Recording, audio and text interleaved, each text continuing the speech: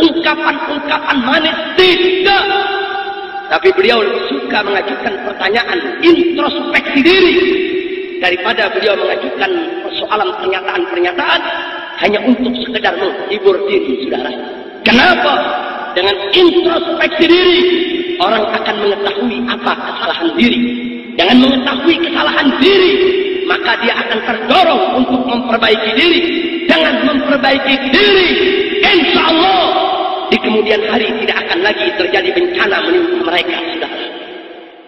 Maka itu sekali lagi saya garis bawahi Pak Uja, Sayyidina Umar lebih suka mengajak rakyatnya introspeksi diri daripada sekedar menghibur diri. Alhamdulillahi Rabbil Alamin. Sekarang saya mau ajak semua yang hadir di sini, yuk iktidaan bin Nabi wa iktidaan bi ashabin Nabi sallallahu alaihi wasallam. Mari kita pinjam sebentar pertanyaan Sayyidina Umar untuk kita tanya kepada Republik ini. Kita pinjam pertanyaan Sayyidina Umar. Yuk kita tanya kepada negeri kita. Hei Indonesiaku, hei negeriku tercinta, bencana datang bertubi-tubi, silih berganti tiada henti menghantam negeri. Hei Indonesiaku, hei negeriku tercinta, maksiat apa yang kau perbuat, kezaliman macam apa yang ada di kau punya negeri, sehingga bencana datang bertubi-tubi. Tanyakan saudara, tanyakan kepada Republik ini, dan mari kita tanyakan kepada para pejabat kita. Hei para pejabat, maksiat apa yang kalian perbuat sehingga bencana datang menghantam kau punya rakyat? Betul. Tapi jangan lupa tanya juga kepada para kiai kita, tanya juga kepada para ulama kita.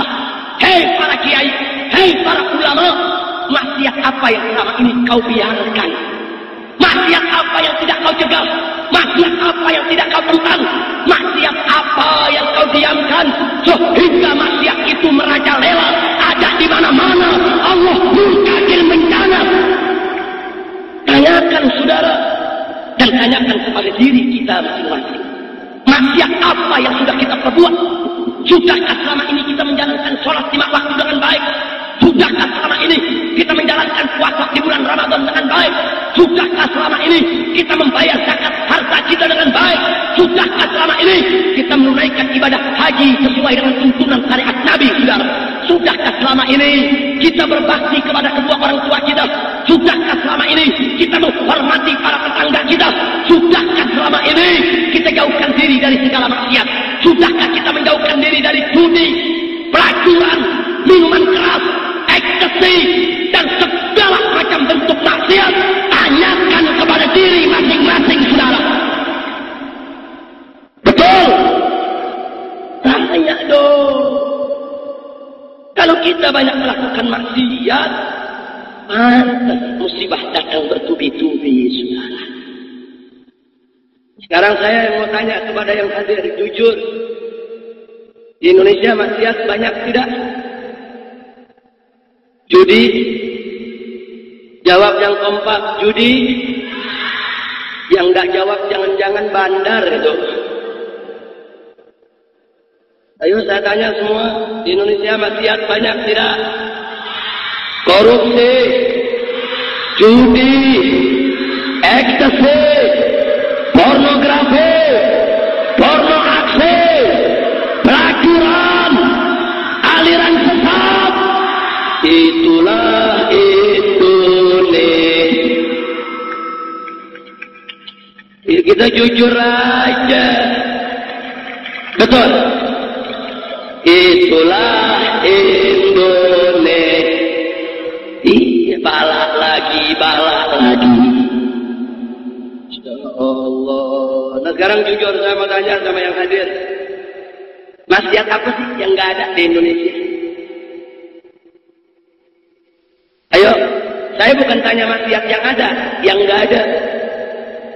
Ayo saya tanya, maksiat apa yang nggak ada? Komplit gak? Lengkap gak? Tadi udah disebutin korupsi, judi, ekstasi, betul? Enggak sampai di situ. Ada ngaku nabi lagi. Di Jakarta hijrah ke Sukabumi, ada orang namanya Edi, ngaku nabi, dipanggil Nabi Edi. Nabi Edi. Kita kalau dengar nama nabi, cakep-cakep namanya. Nabi Adam, cakep gak? Enak gak? Nabi Nuh, enak gak? Nabi Isa, enak gak? Nabi Muhammad, enak gak? Nabi Edi.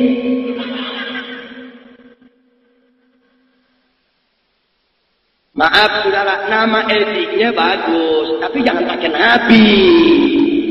Edi Suryajaya, kan bagus. Edi Kartasasmita, bagus. Nabi Edi. Coba lihat apa yang gak ada di Indonesia. Coba lihat. Ada perempuan lagi, namanya Lia. Dipanggilnya Lia Edan. Oh Eden, bukan Eden, Edan. Ngaku ketemu Jibril. Belakangan ngaku kawin sama Jibril.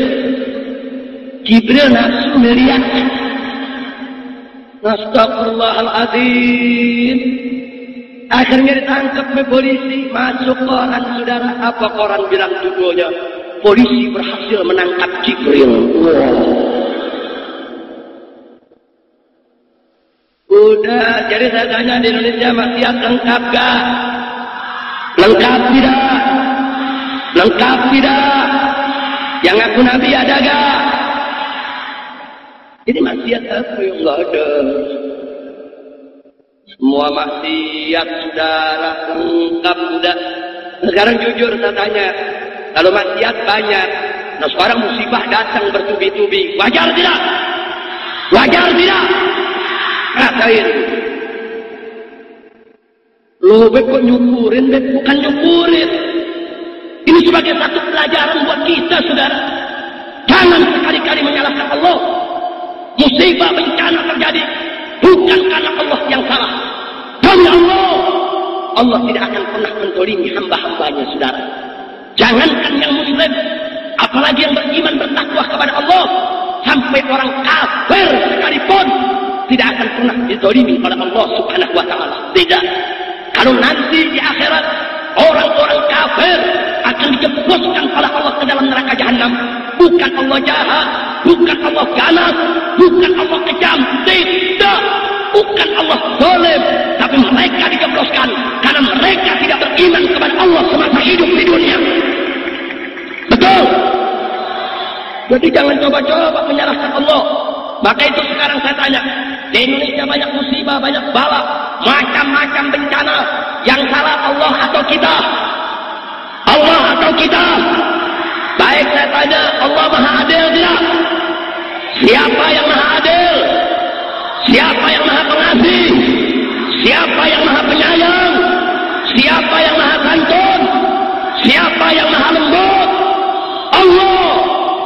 Huwa Rahmanur Rahim. Huwa Latiful Wadud. Tancapkan itu dalam diri kita, saudara.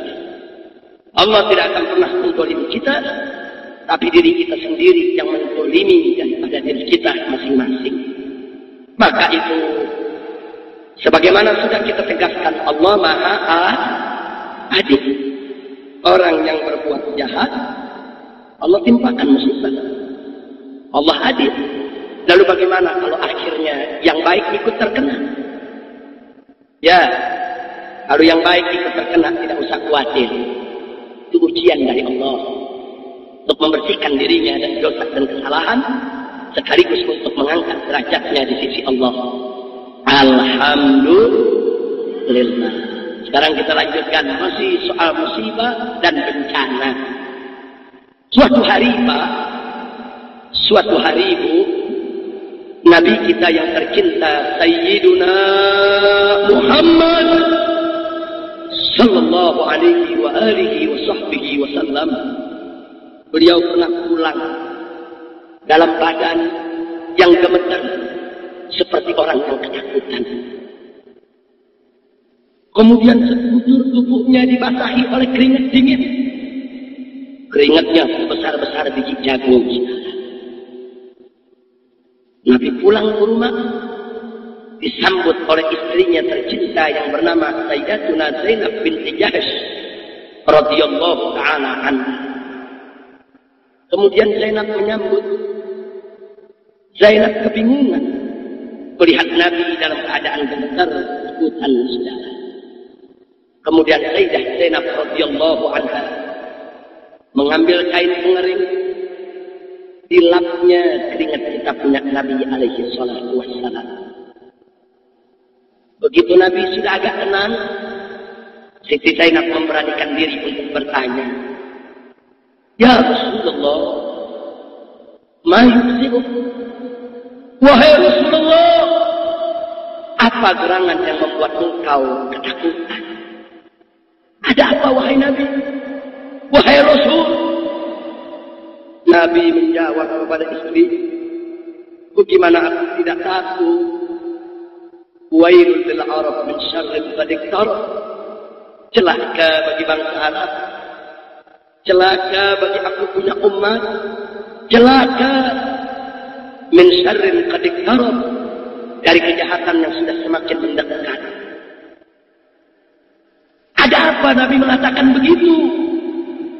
Nabi menyampaikan kepada sang istri bahwa nanti umatnya akan ditimpa berbagai macam musibah dan malapetaka. Nabi telah diberikan gambaran oleh Allah, khabarul ilahi, tentang apa yang akan menimpa umatnya di masa yang akan datang. Karena itu, karena cintanya Nabi kepada umatnya, beliau sedih, beliau ketakutan kalau bencana-bencana itu nanti tiba menghampiri beliau punya umat. Tapi ada yang menarik, Pak. Ada yang menarik. Sayyidah Zainab radhiyallahu taala anha memang seorang perempuan yang cerdas. Beliau langsung dengan tulus dan polos mengajukan pertanyaan kepada Nabi. Apa bunyi pertanyaannya? Ya Rasulullah, anak wa minas shalihun. Wahai Rasulullah, apakah kita orang-orang yang baik, yang soleh taat kepada Allah, apakah kita akan binasa dan juga akan terkena bencana? Wa fina shalihun, sedangkan di tengah-tengah kita masih banyak orang yang soleh. Ini pertanyaan cerdas, Pak. Pertanyaan brilian tuh. Jadi sang istri bertanya, apakah kita orang baik akan ikut terkena bencana malapetaka? Padahal di tengah-tengah kita masih banyak orang yang soleh, masih banyak orang yang baik, masih banyak orang yang taat kepada Allah Subhanahu wa taala. Apa jawab Nabi alaihi salatu wassalam? Nabi menjawab dengan jawaban yang singkat tapi padat, ringkas namun jelas. Kata beliau, "Na'am, idza kathural khabath." Ya, kita akan ikut terkena bencana. Kita akan ikut terkena musibah. Idza kathural khabath, jika kebejaan sudah merajalela. Masya Allah, Pak, Bu, Nabi jangan tegas menjawabnya. Kita bakal kena bencana. Walaupun di tengah kita banyak orang soleh, banyak orang baik, tapi manakala banyaknya orang baik tadi tidak bisa membendung maksiat, tidak bisa mencegah kemungkaran, sampai kebejatan merajalela ada di mana-mana, maka saat itu bencana akan datang. Walaupun banyak orang baik, tetap mereka akan ikut terkena musibah. Inna lillahi wa inna ilaihi raji'un. Jadi hadis ini membuat bulu kuduk kita bangun. Enggak peduli di sekitar kita banyak kiai, nggak peduli. Nggak peduli di sekitar kita banyak ulama, nggak peduli. Nggak peduli di sekitar kita masih banyak orang baik. Tapi kalau kemungkaran merajalela dibiarkan, atau kalau ulama sudah menolak maksiat berjuang, tapi umat tidak mendukung, umat membiarkan, bahkan umat mendukung ashabul ma'asi, meninggalkan ulama, meninggalkan kiai, sehingga maksiat merajalela di mana-mana, bencana pasti datang, dan orang yang baik akan ikut terkena bencana. Na'udzubillah min. Tidak. Sekarang kan udah mulai kelihatan gejalanya. Ulama ditinggal, kiai ditinggal, tuan-tuan guru tidak dihargai di berbagai daerah, saudara. Masya Allah. Ulama tadi mencoba untuk menegakkan amar ma'ruf nahi munkar, tapi ditinggal oleh umat. Sampai si ulama nggak mampu untuk menghadapi kemunkaran yang ada. Akhirnya kemunkaran merajalela di mana-mana. Maka pada saat itu bencana akan datang. Dan kesian kalau bencana sudah datang, yang kiainya, yang ulamanya, yang santrinya, semua akan ikut digulung oleh musibah, saudara. Inna lillahi wa inna ilaihi raji'un. Makanya saudara, dalam satu hadis qudsi Nabi menceritakan suatu ketika Allah pernah memerintahkan malaikat Jibril alaihi salam. Apa kata Allah? Ya Jibril, ikhlif madinata kada wa kada. Hei Jibril, hancurkan kota yang ini dan hancurkan kota yang itu. Hancurkan, kebalikan.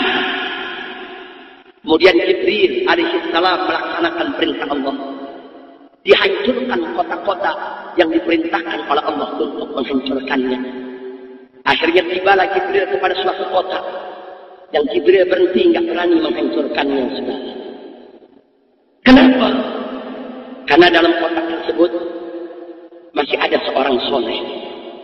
Kemudian Jibril menahan diri, kembali kepada Allah untuk melapor, saudara. Dan Allah Maha mengetahui, tanpa laporan Jibril pun Allah tahu apa yang membuat Jibril menahan diri, saudara. Jibril menyampaikan, ya Rabb, inna fi madinata kada abduka lam yaksika qattun. Ya Allah, wahai Tuhanku, sesungguhnya di kota yang satu ini, yang aku nggak berani menghancurkannya, di dalamnya terdapat abduka, seorang hambamu, lam yaksika qattun, yang tidak pernah maksiat kepadamu sesaat pun. Ini orang soleh, dia nggak pernah maksiat. Apa harus aku hancurkan juga itu kota? Sedangkan itu orang soleh masih ada di dalamnya. Apa jawab Allah dalam hadis qudsi tadi? Ya Jibril, wahai Jibril, hambaku yang soleh itu memang dia soleh. Akan tetapi kata Allah, fa innahu lam yatama'al fiyya qattun.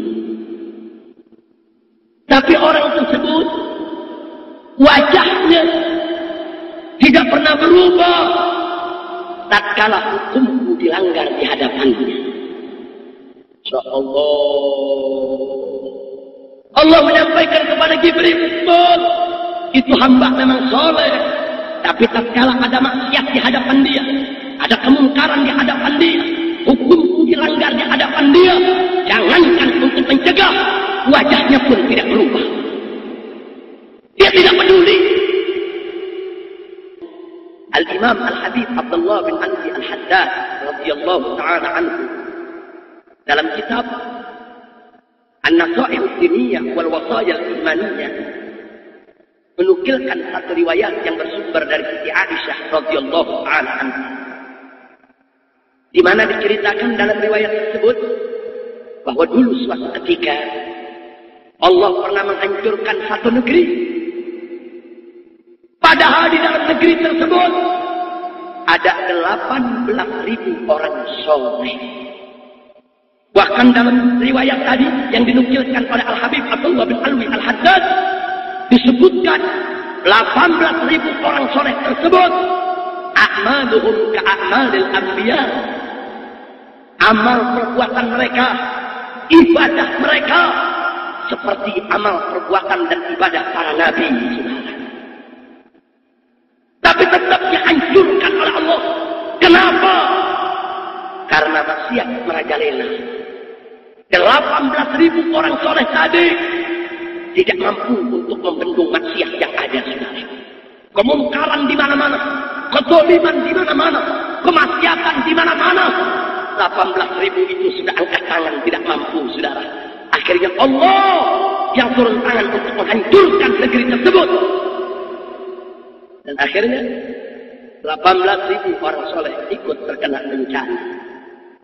Saudara, kalau kita buka satu persatu riwayat dalam kitab-kitab Ahlus Sunnah wal Jamaah, cukup sudah dalil buat kita betapa erat hubungan antara musibah dengan maksiat. Maksiat menjadi penyebab, musibah menjadi akibat.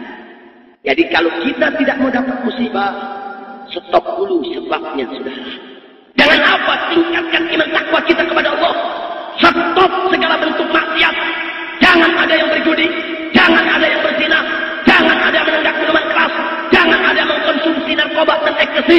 Stop pornografi, stop porno aksi, sikat segala bentuk korupsi, stop segala bentuk maksiat dan kemungkaran. Allahu Akbar. Kalau itu di stop, itu yang merupakan kunci daripada kebahagiaan kita, keselamatan kita dari dunia hingga akhirat, insya Allah. Nah, sekarang kita kembali ke negeri kita. Setelah kita lihat tadi ayat Al-Quran, hadis Nabi, beberapa riwayat, kita kembali ke negeri kita. Ada yang nanya, Habib, kenapa musibah terjadi di Aceh dulu, bukan di Jakarta dulu? Kan Jakarta gudang maksiat. Betul? Betul? Kan Jakarta gudang maksiat. Lah kok Aceh dulu? Aceh kan Serambi Mekah. Aceh Darussalam. Boleh saya jawab? Mau tahu jawabannya? Betul? Saudara, kalau diumpamakan manusia, Aceh itu kiainya, ulamanya. Sedangkan Jakarta itu premannya. Kalau diumpamakan manusia. Kenapa saya katakan begitu? Aceh julukannya Serambi Mekah, Darussalam. Ini bukan sembarangan julukan, saudara. Maaf Pak Buya, kalau saya sebut kepada Anda sendal, terompak, yang ada di benak kita, sendal yang kita pakai di kaki kita, betul? Barang yang tidak seberapa harganya, nggak istimewa. Tapi maaf, kalau saya sebut sendal Nabi, jadi istimewa dia. Jadi istimewa dia. Oh iya. Kalau disebut sendal saja, enggak istimewa. Tapi kalau sudah disebut sendal Nabi, serompa Rasulullah, maka dia akan. Yang ada di benak kita, sendal yang kita pakai di kaki kita, betul? Barang yang tidak seberapa harganya, enggak istimewa. Tapi maaf, kalau saya sebut sendal Nabi, jadi istimewa dia. Jadi istimewa dia. Oh iya. Kalau disebut sendal saja, enggak istimewa.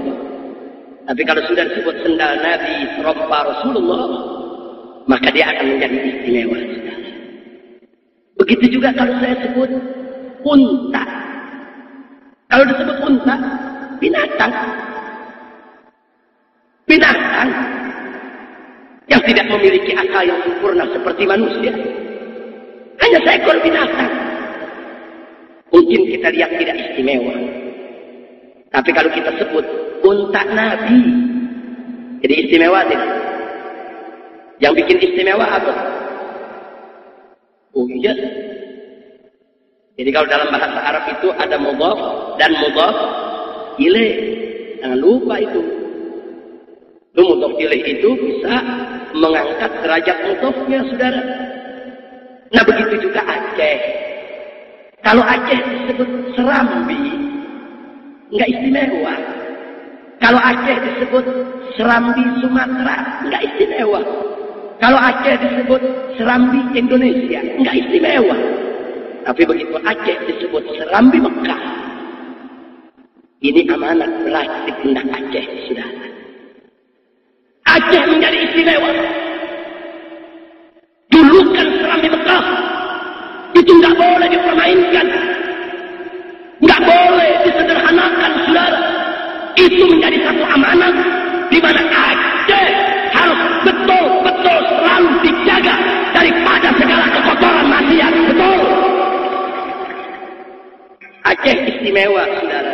Makanya Aceh saya ibaratkan ulama, kiai. Kalau Jakarta preman. Jakarta nggak disebut Serambi Mekah, sudah. Nggak ada Jakarta disebut Serambi Madinah. Tidak. Nah, lalu kenapa saya umpamakan Aceh kiai, Jakarta preman? Nah, sekarang saya mau tanya. Kalau kiai buat dosa, preman buat dosa, yang mana dosanya gedean? Ayo jawab yang jujur, yang mana dosanya gedean? Jadi kalau dihukum yang mana? Preman dulu atau kiai dulu? Kiai dulu, saudara. Kiai dulu yang dihukum. Betul? Sekarang mari kita lihat. Jakarta preman, Aceh kiai. Sama-sama banyak maksiat. Aceh dulu dikepung. Loh apa di Aceh ada maksiat? Habis. Mari kita buktikan. Aceh. Bangsa Indonesia sudah puluhan tahun merasakan kemerdekaan.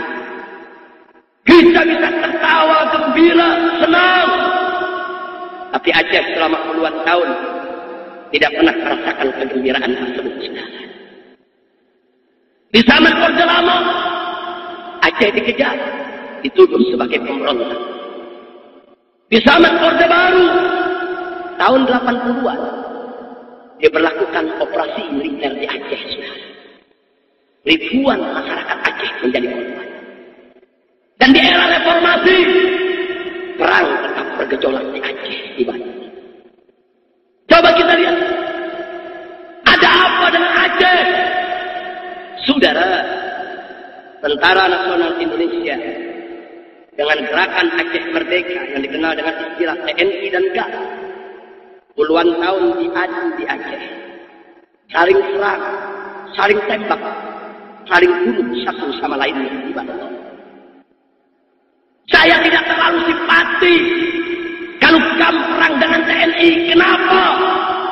GAM punya senjata, TNI punya senjata. Perang berimbang, saudara. Mati di kedua belah pihak biasa. Perang pasti ada korban yang mati dari kedua belah pihak. Tapi yang mengiris hati, saudara, bagaimana nasib rakyat sipil di Aceh? Yang mereka tidak ikut TNI dan mereka tidak ikut GAM. Kesian nasib mereka, saudara. Republik Indonesia mewajibkan kepada orang Aceh untuk membayar pajak.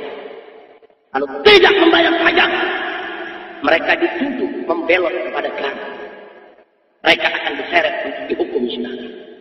Begitu juga GAM mewajibkan kepada rakyat Aceh untuk membayar pajak nanggro. Coba-coba orang Aceh tidak bayar, mereka dituduh khianat kepada perjuangan rakyat Aceh. Dan mereka juga akan diseret, saudara, untuk dilaksanakan hukum atas mereka. Kesian, saudara. Kalau mereka bayar itu pajak nanggro kepada GAM, tentara tahu, tentara marah. Kenapa kalian bantu GAM? Dan kalau mereka bayar kepada pemerintah, GAM juga marah. Kenapa kalian bayar kepada penjajah Indonesia? Kesian nasib rakyat, saudara. Akhirnya banyak rakyat Aceh yang diculik, yang dibunuh, yang ditembak. Dan makin lama kezaliman itu makin membabi buta, saudara. Bahkan sampai perempuan-perempuan Aceh, berapa ratus yang diperkosa, berapa banyak penduduk Aceh yang dibantai, ribuan anak-anak orang Aceh dipaksa menjadi yatim. Ya, Aceh Serambi Mekah dikotori oleh darah kaum muslimin. Darah rakyat yang tidak berdosa, darah rakyat yang tidak tahu apa-apa, saudara. Tidak sampai di situ, orang-orang jahat yang memang tidak suka Aceh dilaksanakan syariat Islam, tidak suka Aceh sebagai Serambi Mekah, mereka buka sepanjang pantai barat Aceh sebagai tempat wisata maksiat, saudara. Pantai barat Aceh mulai dari Banda Aceh sampai Melabuh, hampir 300 km panjangnya, saudara. Di mana-mana tempat wisata maksiat, mereka gelar di sana. Ada tari pantai, pornografi, porno aktif, pelacuran, kedai-kedai Arab. Mereka bawa perempuan-perempuan dari luar Aceh untuk mengotori Aceh dengan pelacuran. Oh, nggak sampai di situ, Aceh dirubah dari Serambi Mekah menjadi padang ganja, saudara. Oh, sampai di situ, bagaimana dengan ulama Aceh? Bagaimana dengan para habaib dan kiai Aceh? Apa mereka diam? Tidak. Para kiai, para ulama, para habaib, para sayyid, mereka naik di atas mimbar. Mulai dari khutbah Jumat lewat mimbangnya, sampai kepada pengajian-pengajian umum. Mereka kritisi TNI, mereka kritisi GAM, mereka berupaya untuk menolak segala kebatilan, membela kaum muslimin yang tertindas di Aceh. Tapi apa yang terjadi? Kalau suara ulama tadi terlalu keras, malam nanti akan ada rombongan bersenjata jemput dia dari rumahnya, saudara. Sudah dijemput, jangan mimpi untuk pulang ke rumah. 2-3 hari yang akan datang, jasnya akan bisa ditemukan di pinggiran sungai atau di tepian pantai di Bandung, atau bahkan di pinggir hutan. Coba lihat, yang Habib diculik dibunuh, yang Sayyid diculik dibunuh, yang Kiai diculik dibunuh, bahkan sampai rektor Universitas Islam Syiah Kuala, rektor, profesor doktor, saudara, ditembak orang tak kenal di tengah jalan. Siapa yang melakukan itu semua? TNI mengatakan GAM punya kerjaan, dan GAM balik mengatakan TNI punya kerjaan. Kita tidak tahu siapa yang melakukan itu, saudara. Dan kita tidak bisa menuduh apakah itu TNI, apakah itu GAM, apakah itu pihak ketiga yang sengaja ingin mengadu domba. Hanya Allah yang tahu, saudara. Tapi ingat, kita jangan pikir Allah tidak tahu tentang semua itu, saudara. Ya, kita tidak tahu siapa yang melakukan, tapi Allah Maha tahu siapa yang melakukan itu semua, saudara. Apa kita pikir Allah akan diam? Para habaib, keturunan Rasulullah, diseret, diculik, dibunuh. Apa mereka pikir Allah akan diam? Para kiai, para ulama, pimpinan pondok pesantren di Aceh, diseret, diculik, dibunuh. Tidak. Tidak. Dan Allah sudah menyatakan dalam satu hadis qudsi, ibarat man adali waliyan faqad adantu bil harb. Barang siapa yang mengganggu seorang waliku saja, kata Allah, maka aku sudah umumkan perang terhadap mereka. Jangan kita pikir Allah diam. Tidak. Allah Maha mengetahui kezaliman apa yang berlaku di Aceh, saudara. Tapi terus Allah ulu. Allah berikan kesempatan kepada masyarakat Aceh untuk menegakkan yang hak. Tapi apa boleh kata? Karena sudah terlalu banyak kiai ulama diculik dan dibunuh, akhirnya rakyat Aceh tidak berani bicara, saudara. Mereka semua tutup mulut. Mereka semua menjadi masing-masing menyelamatkan diri. Akhirnya amar ma'ruf nahi munkar 10 tahun terakhir tidak lagi ditegakkan di Aceh, saudara. Ya, begitu ulama sudah lepas tangan, begitu umat sudah lepas tangan, tidak ada lagi yang menegakkan amar ma'ruf nahi munkar. Allah yang turun tangan di Aceh, saudara.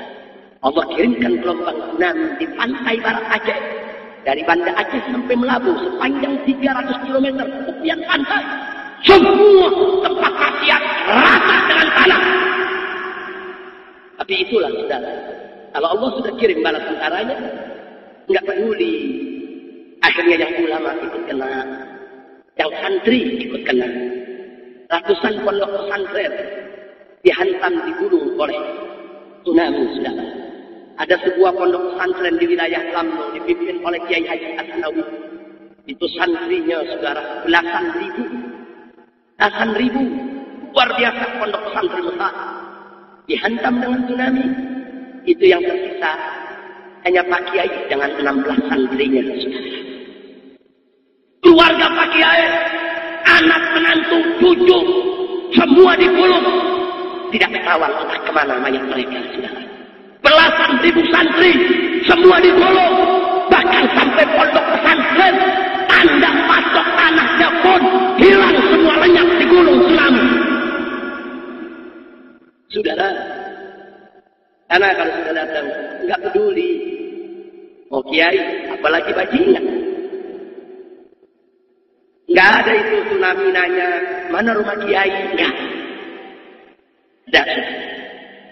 ada. Kalau bencana sudah datang, bencana akan mengenai siapa saja. Kami saksi mata.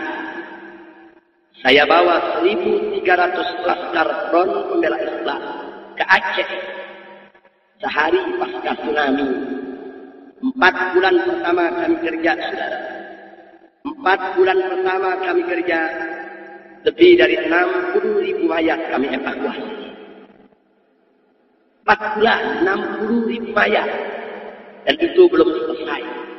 Kami duduk sampai 1 tahun di Aceh. Mayat tiap hari masih bisa kami temukan. Kami lihat dengan mata kepala kami sendiri. Ribuan mayat bayi yang tidak berdosa berserakan. Berserakan di jalanan, di selokan, di sawah, di rumput, di sungai, di semak-semak. Apa dosa bayi, ibadah Allah? Kullu mauludin yuladu ala fitrah. Setiap anak yang dilahirkan ke atas muka bumi ini dalam keadaan suci.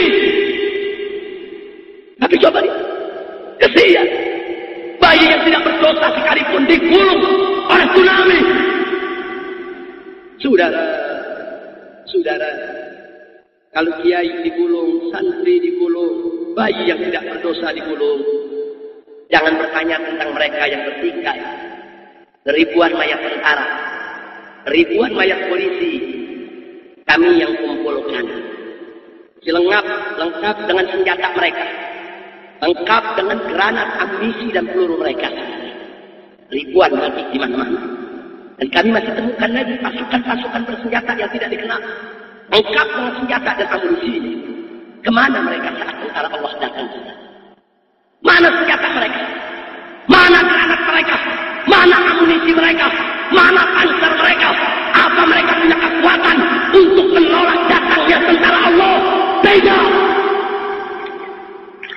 Allahu Akbar. La haula wa la quwwata illa billahil aliyyil azim. Kekuatan Allah, saudara.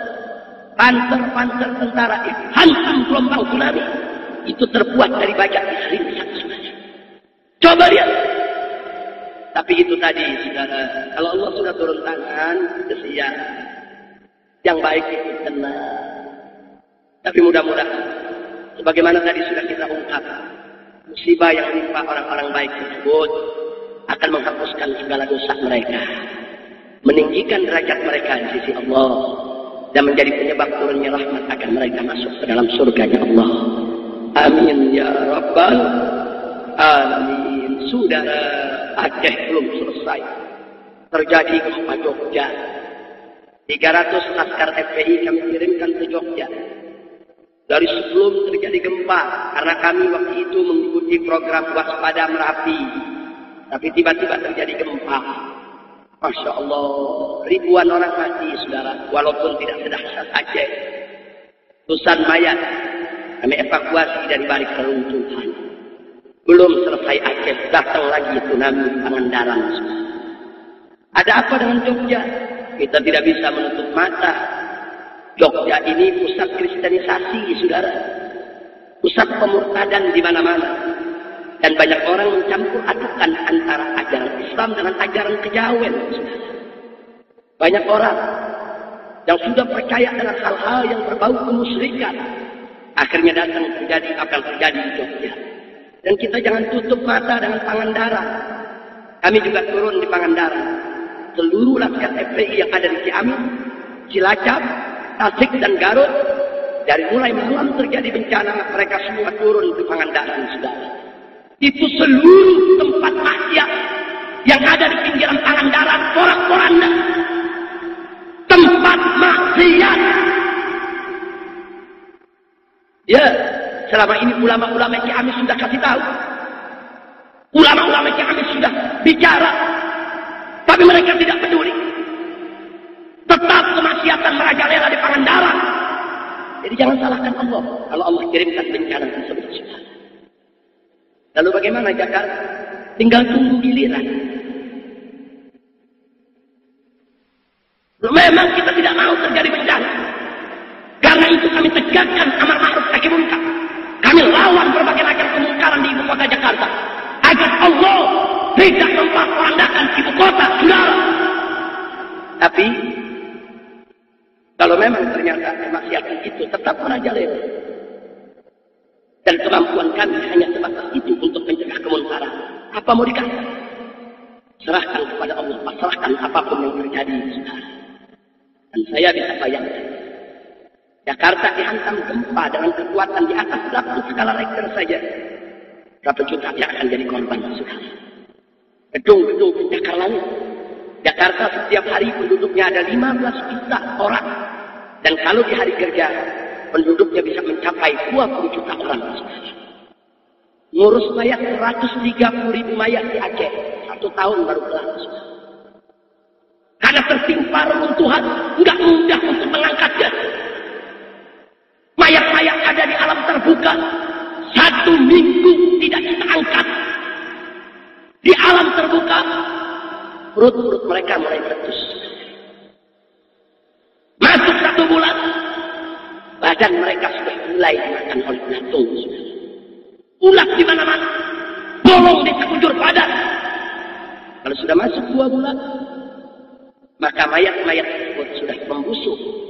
Hati-hati cara mengangkatnya. Asal sedikit kita angkat, maka kepala, tangan, dan kaki bisa lepas dari badan sudah. Enggak sampai di situ.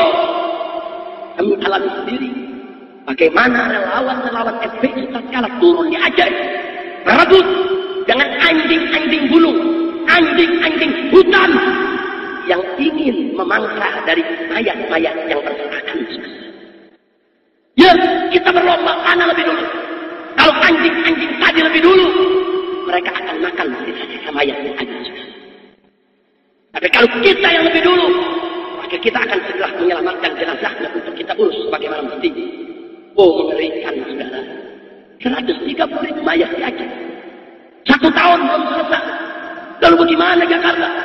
Kalau andai kata Allah berikan malapetaka, jutaan orang mayat kami berserakan. Itulah, saudara, kami nggak mau itu terjadi. Jinya tegakkan amar ma'ruf nahi munkar. Ya, saya juga ingin berpesan kepada orang Bangkalan, saudara saya di Madura, yang kiri kanannya adalah lautan, saudara. Hati-hati. Jangan sampai terjadi kemarin kami datang ke Aceh, datang ke Jogja, datang ke Pangandaran untuk mengevakuasi mayat saudara-saudara kami di sana. Jangan sampai besok kami datang ke Madura untuk mengevakuasi mayat Anda, saudara. Sekarang saya tanya, mau selamat tidak? Mau selamat tidak? Betul. Tingkatkan iman takwa, saudara. Stop segala bentuk maksiat, tetek. Hanya itu yang bisa menyelamatkan kita di ibadah. Hati-hati, Pak Buya. Hati-hati. Kalau bencana bisa menghantam yang Islam di Mekah. Demi Allah, setiap saat bencana itu bisa terjadi di mana-mana. Siapa yang sangka di Sidoarjo tiba-tiba ada gas tersembur begitu hebat, tanpa ada yang bisa menghentikan, saudara. Saudara yang tinggal di pinggir laut, hati-hati dengan tsunami.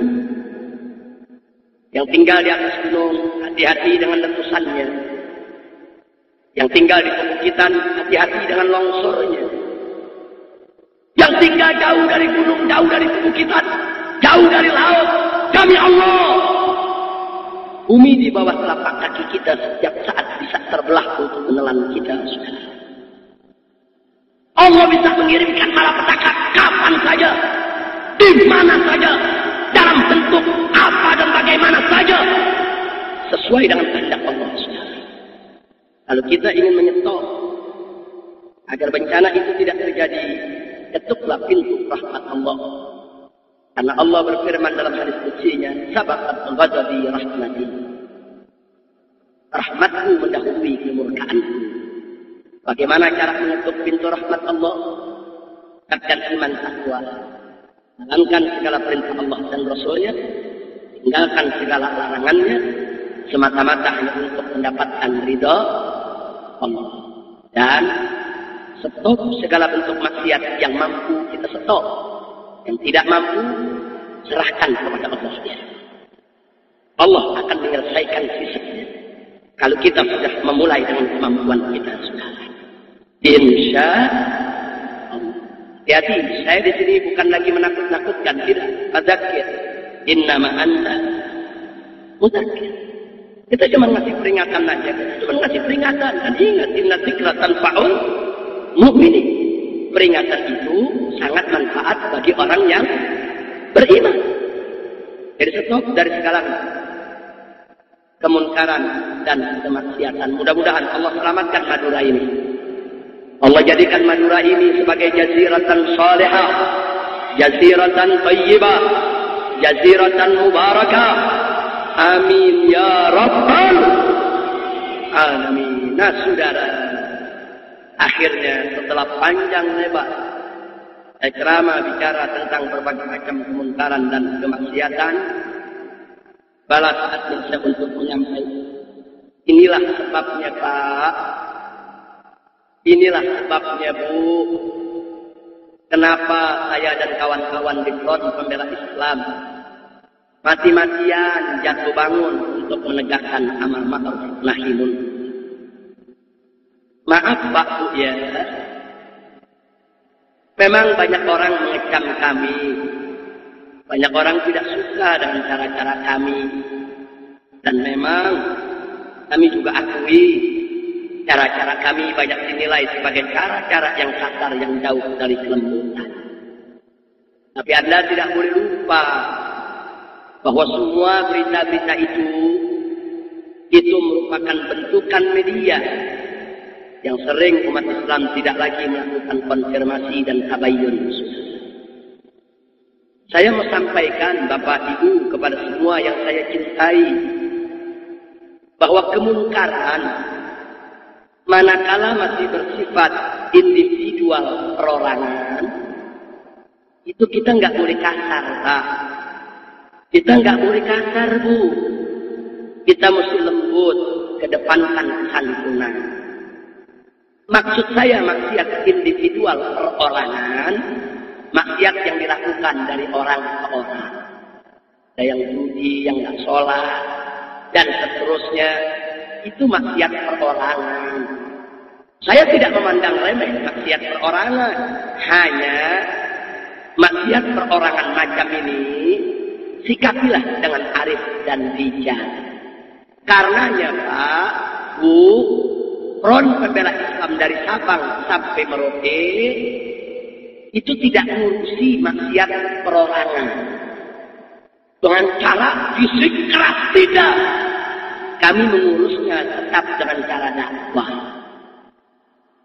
Nah, yang jadi persoalan sekarang, yang macam kedua, maksiat yang dilakukan atau bersifat menjadi maksiat struktural.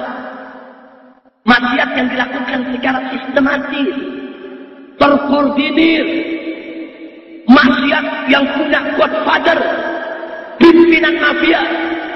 Maksiat yang punya jaringan, masuk ke eksekutif, masuk ke legislatif, masuk ke yudikatif. Maksiat yang punya preman, punya bodyguard, yang diberikan latihan militer, yang dididik cara menggunakan senjata. Maksiat yang mereka membentuk pasukan, saudara. Untuk apa mereka membentuk pasukan? untuk menteror para pejuang Islam. Mana yang kiai coba-coba menentang maksiat mereka, maka preman-preman ini akan dikirim untuk menteror kiai, untuk menteror pondok pesantren, untuk menteror ustaz. Enggak sampai di situ, saudara. Mereka punya pabrik-pabrik maksiat. Mereka punya industri-industri maksiat yang mereka lindungi dan mencetak uang-uang haram untuk pergerakan mereka.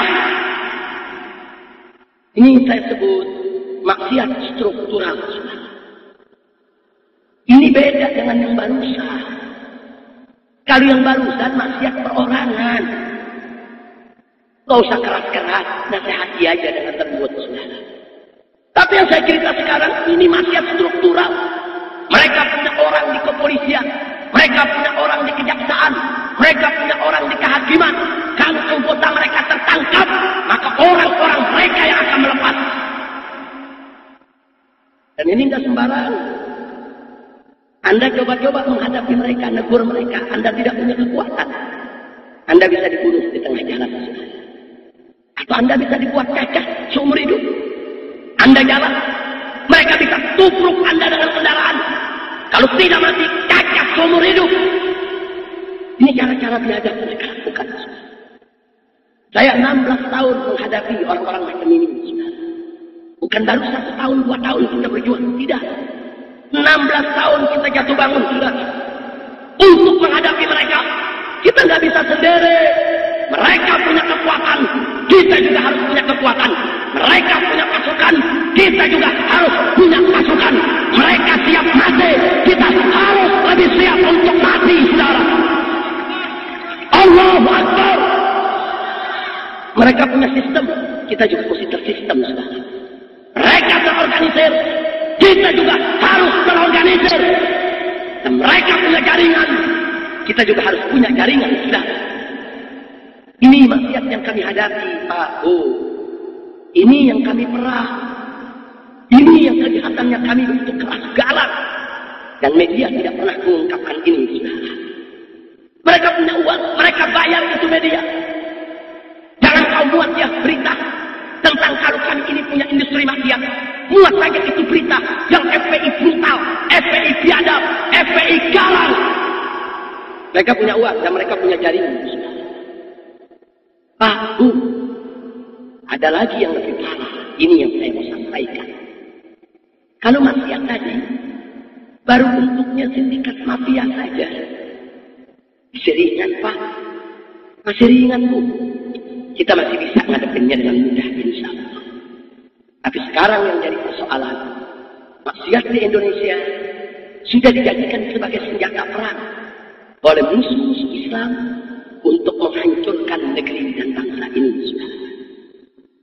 Kalau Anda mau tahu, sebelum saya rincikan, saya cerita dulu sedikit. Tolong dicatat saya. Di dalam sejarah ada yang disebut perang candu. Perang candu. Apa sih itu perang candu? Dulu, Pak, Bu, negeri Cina itu berbentuk kekaisaran, dipimpin oleh seorang kaisar. Negeri Cina begitu luas dan ditakuti oleh musuh-musuhnya, saudara. Tumbang berantakan menjadi negara-negara kecil di Eropa. Sedangkan kekaisaran Persia dengan izin Allah jatuh ke tangan kaum muslimin. Sedangkan kekaisaran Cina tetap berdiri dengan tegak, saudara. Singkat cerita, masuk zaman kolonialisme, masuk zaman imperialisme, negara-negara barat dipimpin oleh Inggris, mereka punya ambisi untuk merebut Cina, saudara. Untuk menjatuhkan Cina. Lalu apa yang mereka lakukan? Mereka menantang Cina untuk perang terbuka. Mereka tidak berani. Kenapa? Tentara Cina jumlahnya banyak. Mereka kuat. Mereka terlatih. Mereka terampil ilmu bela diri, saudara. Dan mereka pengalaman perang di berbagai medan. Perang di hutan, di gurun pasir, di gurun salju, di laut, di darat, di hutan. Mereka mampu melakukan itu semua, saudara. Lalu apa yang terjadi? Inggris memakai siasat didekati Cina, dibukalah hubungan dagang. Begitu sudah terjalin, Inggris membuka kantor-kantor dagang di sejumlah kota di Cina, saudara. Setelah itu, Inggris mulai cari mana pejabat yang korup. Pejabat yang korup yang bisa dibeli, saudara. Dicari pejabat istana yang korup, dicari komandan tentara yang korup, itu yang mereka beli. Untuk apa? Untuk melindungi bisnis Inggris di Cina, saudara. Apa sampai di situ? Tidak. Ada misi lain dari Inggris. Apa yang dilakukan? Inggris memasukkan jutaan ton candu ke daratan Cina, saudara. Lewat hubungan dagang. Dan pejabat-pejabat Cina yang korup, tentara-tentara komandannya yang korup, mereka yang melindungi pendistribusian daripada candu di seluruh daratan Cina. Mulailah candu menyebar di Cina. Itu yang namanya candu. Kalau orang sudah ketagihan, itu lebih dahsyat daripada ganja, lebih dahsyat daripada narkotik, lebih dahsyat daripada narkoba. Makanya kalau orang ketagihan disebut kecanduan, saudara.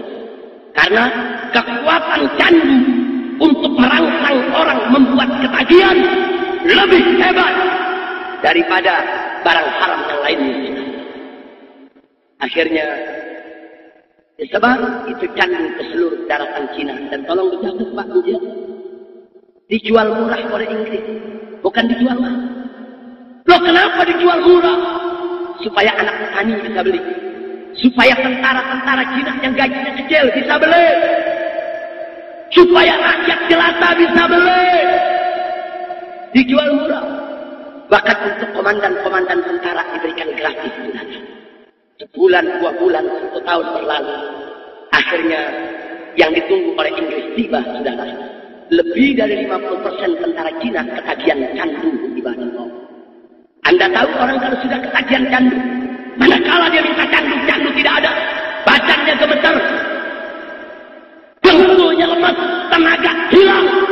Jangankan untuk perang, angkat senjata mereka tidak mampu. Begitu sudah sedemikian rupa kondisi mereka, candu di stop. Begitu banyak tentara Cina yang sudah depresi akibat candu. Akhirnya Inggris dengan sekutunya datang dengan bala tentara, dia hantam Cina, saudara. Sekali hantam, tentara Cina takluk. Sekali serbu, kota Beijing tumbang. Sekali tempur, Kaisar Cina menyerah, saudara. Coba lihat. Ini yang disebut perang candu. Jadi Inggris menjadikan candu sebagai senjata perang, saudara. Saya tanya kepada yang hadir, jujur, licik tidak? Jahat tidak? Sekarang kita tinggalkan Inggris, kita kembali ke negara Republik Indonesia tercinta. Mari kita lihat. Apa kita tidak berpikir bahwa saat ini Indonesia sedang diperlakukan seperti Cina oleh negeri-negeri yang menjadi musuh kita, saudara? Coba kita lihat. Coba kita lihat. Bahkan kita lebih parah, saudara. Bukan hanya candu, ekstasi, minuman keras, narkoba, gerak, pornografi, porno aksi, film-film porno, berbagai macam kemaksiatan dihantamkan ke negeri kita, saudara. Betul? Oh, mau bukti? Mari kita buktikan, Pak. Ya, cukup 2 saja saya buktikan. Yang pertama, peredaran ekstasi. Yang kedua, peredaran pornografi, saudara. Kita mulai dari yang pertama, ibadah Allah. Anda tahu tahun 80-an, Indonesia ini hanya menjadi negara transit untuk narkoba, saudara. Bukan konsumen, transit. Dari 70-an sampai 80-an, narkoba itu datang ke Indonesia cuma numpang lewat.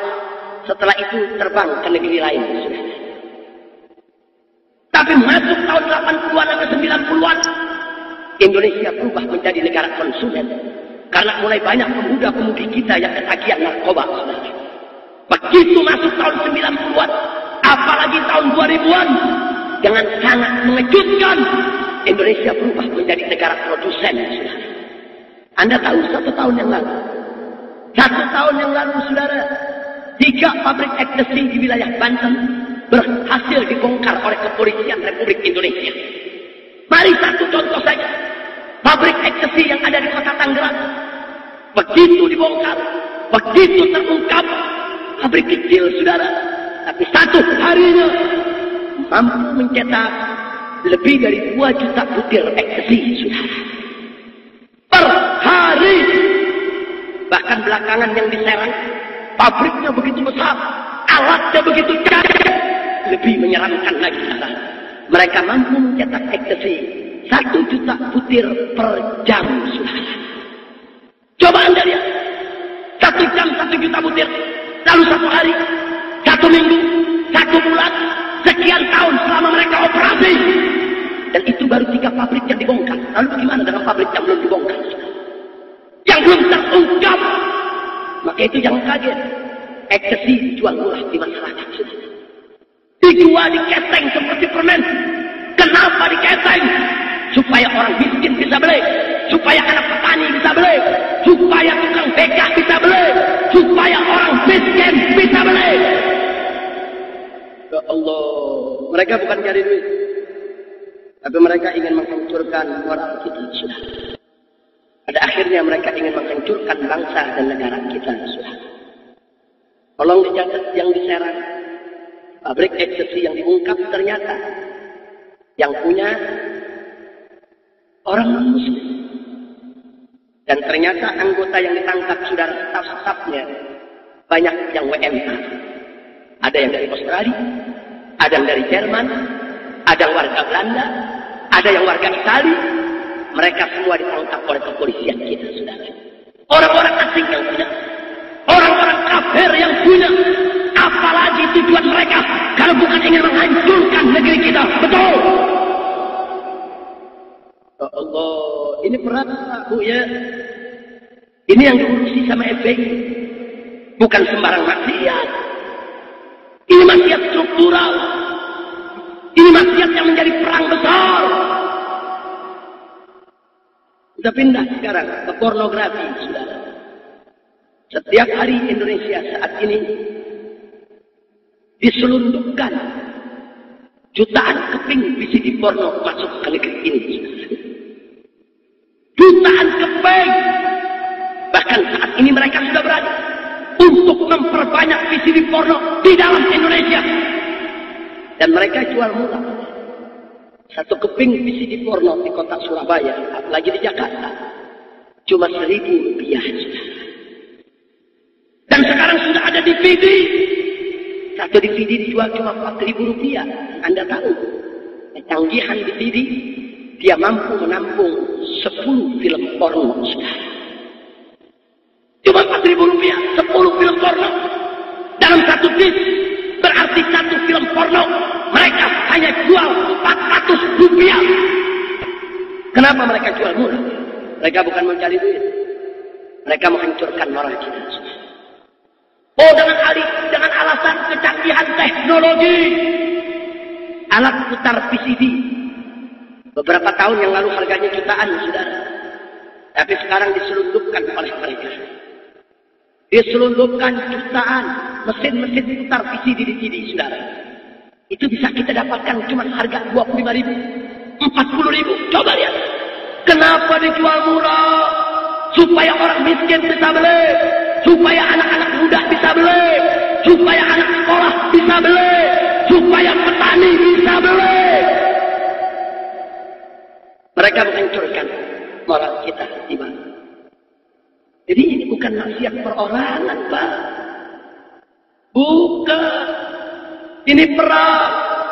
Kita saat ini dibom oleh negara-negara kafir. Tapi kita tidak dibom dengan nuklir. Tidak dibom dengan bom atom. Tidak. Tapi kita dibom dengan bom maksiat. Bom narkoba. Bom ekstasi. Bom VCD porno. Ya Allah. Dan Anda tahu, saudara, kalau bom atom atau bom nuklir, ledakannya terlihat mata. Suaranya terdengar telinga, saudara. Tapi kalau bom maksiat, ledakannya tidak terdengar dan tidak terlihat, saudara. Tapi akibatnya bisa kita rasakan. Anda tahu sekarang apa yang terjadi di negeri kita? Bara-bara maraknya ekstasi, gara-gara VCD porno di mana-mana. Mari kita lihat berapa banyak sekarang bapak yang memperkosa anak kandungnya sendiri. Betul. Berapa banyak sekarang saudara kakek yang memperkosa cucunya. Coba kita lihat kakak yang memperkosa adiknya, adik yang memperkosa kakaknya. Bahkan baru 6 bulan yang lalu saudara, bagaimana seorang pemuda setelah melihat gambar porno tega dia perkosa ibu kandungnya sendiri. Biadab. Coba kita lihat ibarat ada apa di negeri kita. Memang itu pemuda biadab, itu pemuda durjana, itu pemuda durhaka. Tapi tunggu dulu saudara, kita perlu bertanya, kenapa ada pemuda Indonesia yang selama ini dikenal begitu berbakti kepada orang tua, begitu takut kepada orang tua, begitu cinta kepada ibu. Sejelek-jeleknya pemuda Indonesia saudara, mereka sangat menghormati ibu kandung mereka. Tapi kenapa pemuda Indonesia yang selama ini begitu santun, begitu lembut, begitu ramah, begitu baik, tiba-tiba berubah menjadi iblis memperkosa ibunya sendiri? Tanya saudara, ada apa? Si pemuda tadi hanya menjadi korban saudara. Maksiat meledak di rumahnya. Maksiat meledak di rumah-rumah kaum muslimin. Dan akhirnya kita lihat berapa banyak orang kita yang sudah rusak ibadah. Anda tahu Pak Bu, jeleknya zaman jahiliyah. Zaman jahiliyah, zaman bejat. Zaman jahiliyah saudara, itu jeleknya zaman.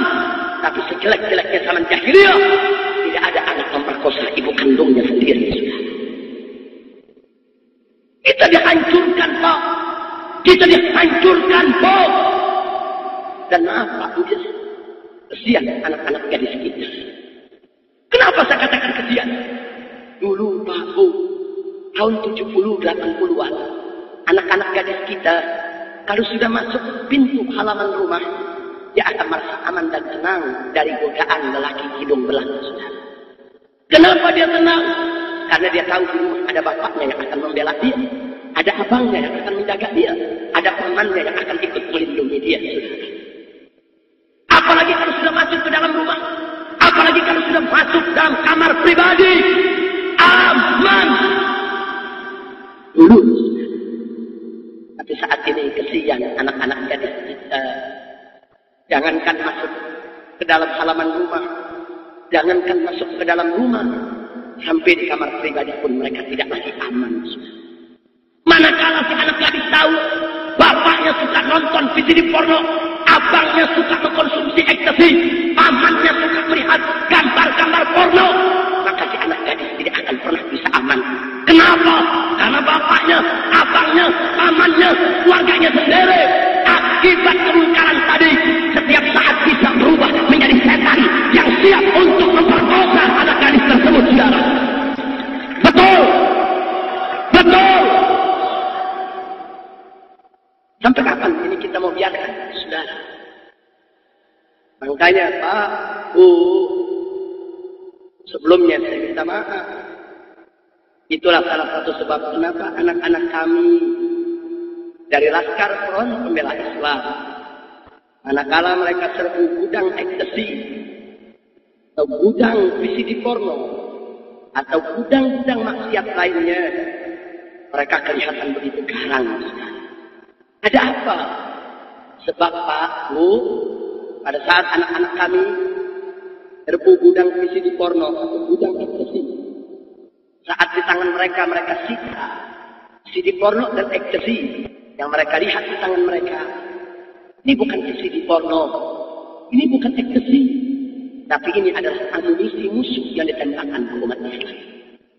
Ini adalah bom waktu yang ditanamkan oleh musuh ke rumah setiap orang Islam. Ini adalah amunisi perang. Karena anak-anak kami lihat ini adalah perang, maka mereka harus jawab dengan perang. Perang hanya bisa dijawab dengan perang. Itulah karenanya mereka hancurkan gudang-gudang VCD porno dan ekstasi saudara. Insya Allah, ini bukan maksiat biasa Pak, bukan. Kalau maksiat perorangan, Itu nggak usah galak-galak, Pak. Sehat dia aja. Tapi kalau maksiat sudah dijadikan sebagai senjata perang, apa kita harus diam? Apa kita hanya harus tersenyum? Dengan alasan kelembutan dan kesantunan, kita biarkan bangsa kita dirusak, anak muda kita dirusak, negeri kita dirusak. Saya mau tanya semua yang hadir di sini, apa kita rela kalau saudara kita dirusak? Rela tidak negeri kita dihancurkan? Rela tidak bangsa kita dibinasakan? Betul. Begitu saya mau tanya, kalau musuh-musuh kita sudah menjadikan maksiat sebagai senjata perang, saya mau tanya kepada umat Islam, apa siap untuk menghadapi mereka? Betul. Siap perang melawan maksiat. Allahu Akbar. Jadi nggak sembarangan, Pak, Bu. Jadi di samping maksiat itu membawa bencana, ternyata maksiat itu juga menjadi siasat perang, saudara. Sampai kapan mesti kita biarkan? Inilah karenanya, Pak, Bu. Sejak 8 tahun yang lalu, semenjak FPI didirikan dan dideklarasikan, kami sudah mundar-mandir menghadap presiden-presiden yang pernah ada di negeri ini. Dari mulai 8 tahun yang lalu, dari Presiden Habibie-nya, kemudian Presiden Gus Durnya, Presiden Megawati-nya, sampai Presiden SBY yang ada saat ini, saudara. Kami mundar-mandir menghadap presiden, kami keluar masuk ke gedung DPR, MPR, kami datang temui Kapolri demi Kapolri, saudara, silih berganti. Kami tanya kepada mereka, sampai kapan pornografi mau dibiarkan? Sampai kapan ekstasi?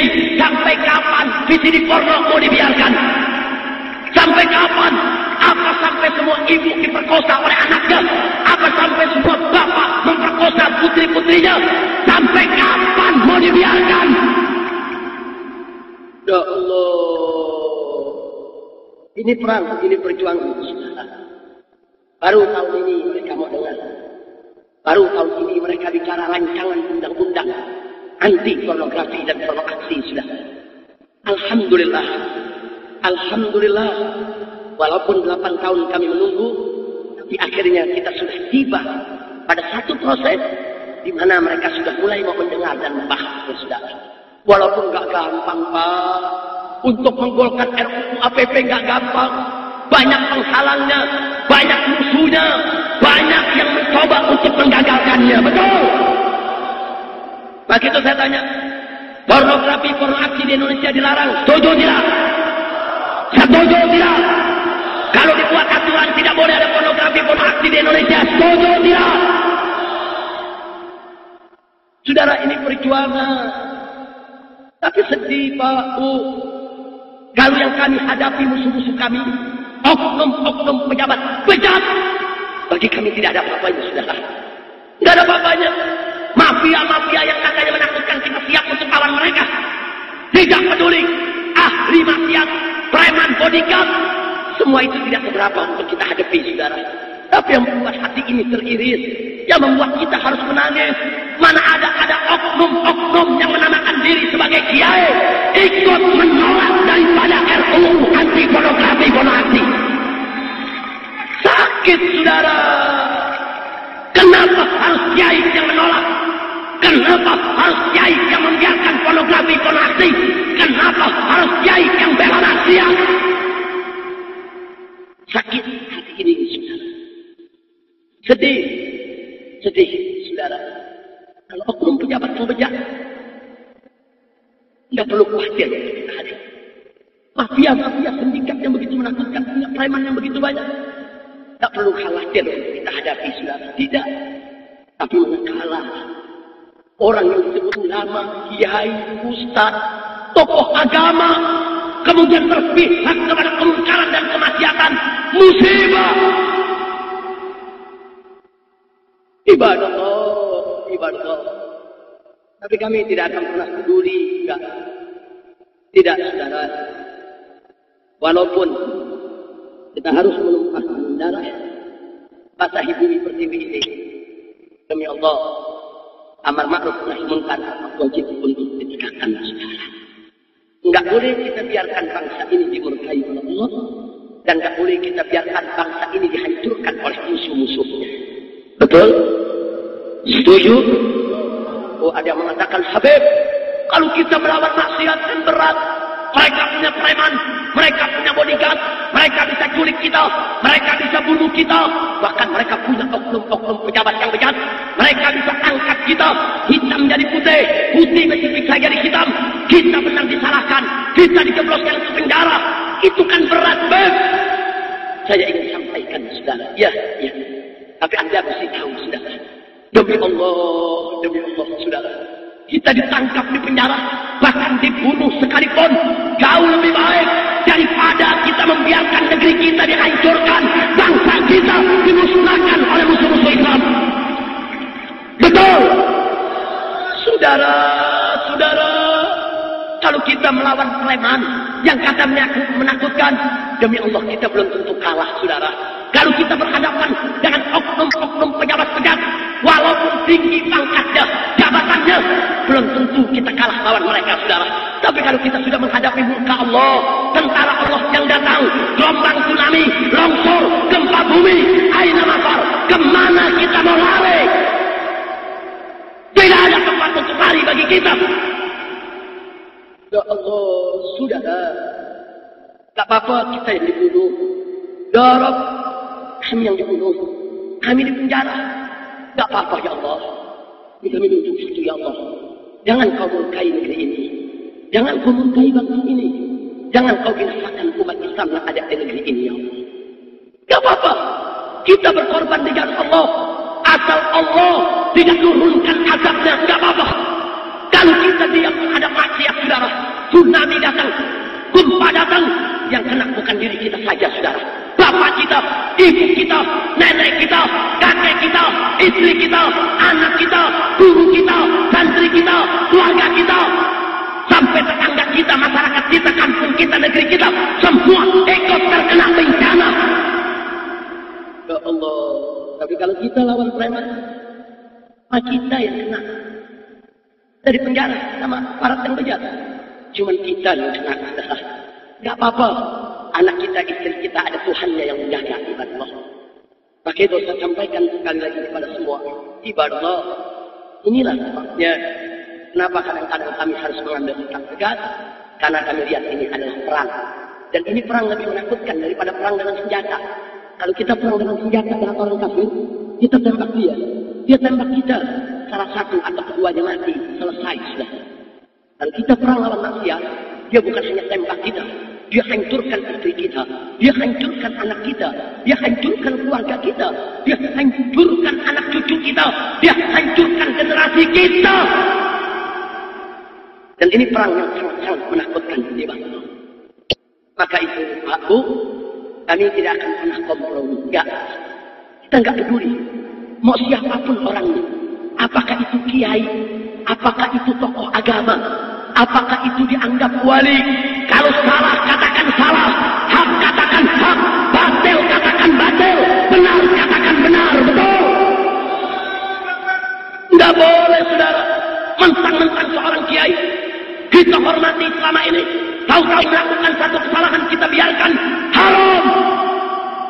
Haram, saudara. Enggak boleh kita biarkan. Kalau kita cinta kepada para habaib kita, kita cinta kepada para kiai kita, kita cinta kepada para ulama kita, saat mereka lupa, diinginkan, saudara. Saat mereka salah jalan, diluruskan, saudara. Bukan membiarkan mereka makin tersesat. Ya Allah.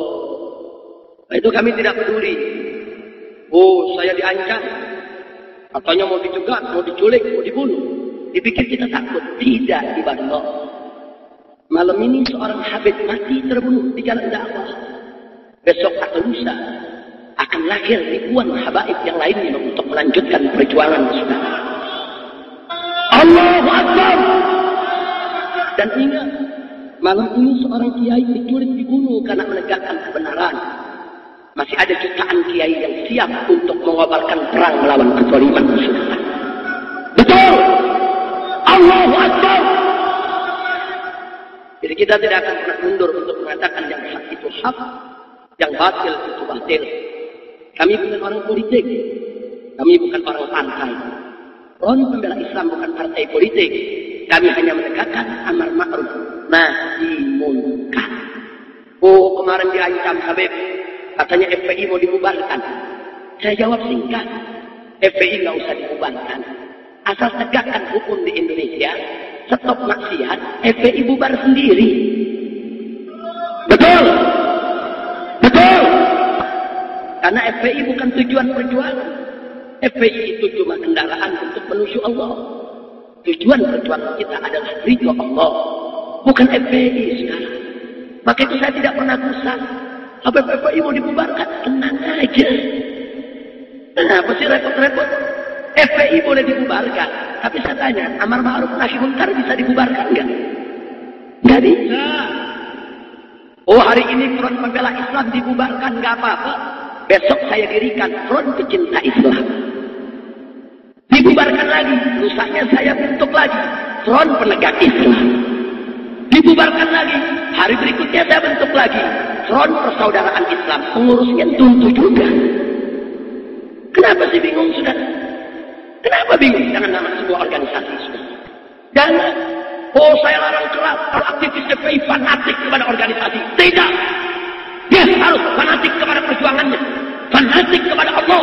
Fanatik kepada agamanya. Fanatik untuk menegakkan Islam dan menegakkan